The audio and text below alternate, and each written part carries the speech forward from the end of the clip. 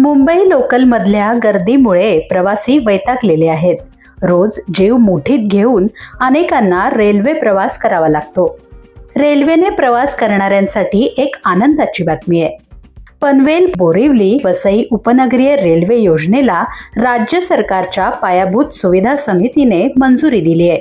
या प्रकल्पामुळे पनवेलहून थेट बोरिवली आणि वसईपर्यंत गाडी न बदलता प्रवास करता येईल.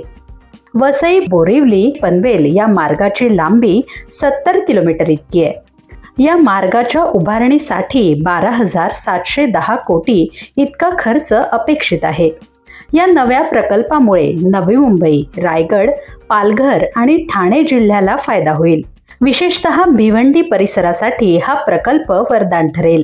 भिवंडीतील औद्योगिक क्षेत्राला यामुळे हातभार लागेल. या नव्या कॉरिडॉरमुळे विद्यमान रेल्वे मार्गावरचा ताणही काही प्रमाणात कमी होईल.